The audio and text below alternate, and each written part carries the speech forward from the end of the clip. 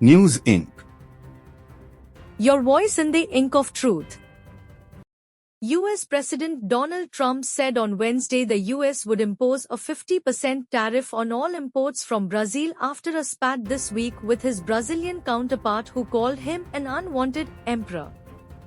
Brazil's President Luiz Inácio Lula da Silva fired back on Wednesday, saying new tariffs would be met with reciprocal measures.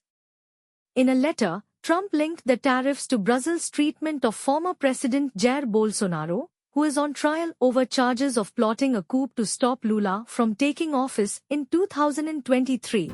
The levies were imposed due, in part, to Brazil's insidious attacks on free elections and the fundamental free speech rights of Americans, the letter said.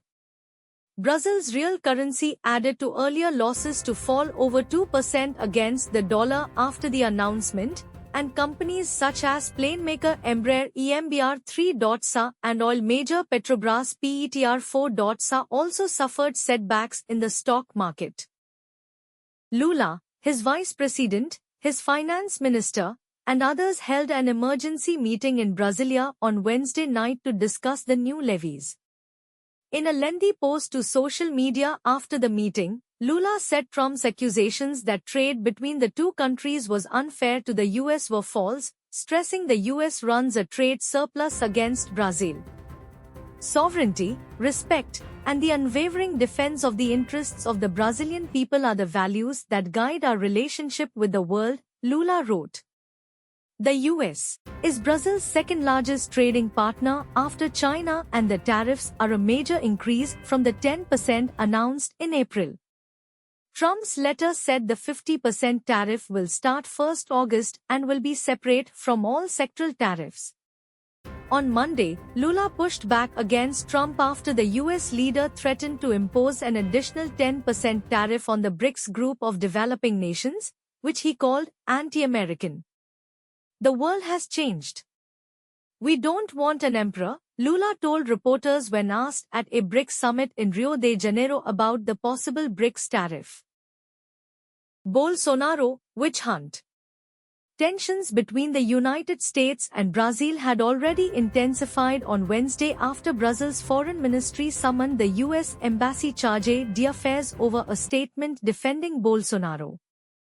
Around the same time, Trump, speaking to reporters at an event with West African leaders at the White House, said Brazil has not been good to us, not good at all, adding the tariff rates would be based on very, very substantial facts and past history.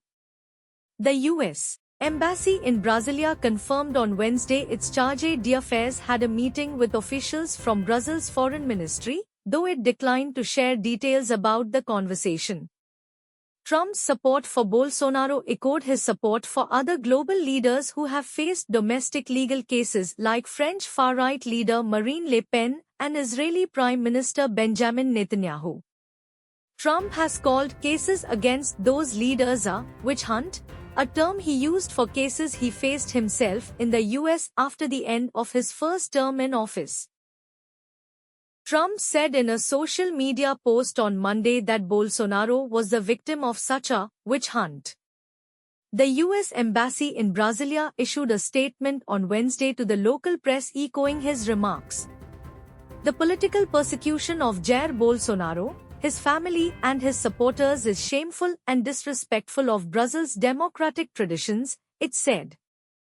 In a post on social media, Bolsonaro did not mention Trump, but said he is persecuted because he remains alive in the public consciousness. Even out of power, he remains the most remembered and most feared name. In his letter, Trump also directed U.S. Trade Representative James Greer to initiate a probe into what he called unfair trade practices by Brazil, particularly on U.S. companies' digital trade. Trump also criticized decisions from Brazil's Supreme Court that he said censored social media firms. Brazil's Supreme Court has long been criticized by Bolsonaro's allies for ordering social media websites to take down content from leaders of their far-right movement. The court also imposed more responsibilities on those companies last month. In his post on Wednesday, Lula rebuffed Trump's accusations of a witch hunt and said the case against Bolsonaro was up for the courts to decide and not subject to any threats that could compromise the independence of national institutions. Lula also defended his country's Supreme Court and its ruling on social media and said, freedom of expression must not be confused with aggression or violent practice. Impact on food exports. The tariffs on Brazil could have a significant impact on food prices in the United States. Around a third of the coffee consumed in the US, the world's largest drinker of the beverage, comes from Brazil, which is the world's largest coffee grower. Annual Brazilian coffee exports to the US are close to 8 million bags, according to industry groups.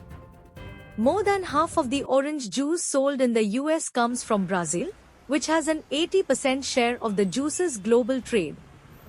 The South American agricultural powerhouse also sells sugar, beef and ethanol to the US among other products. This measure impacts not only Brazil, but the whole US juice industry that employs thousands of people and has had Brazil as its main supplier for decades, said Ibiapaba Neto, the executive director of Brazilian orange juice industry group Citrus BR.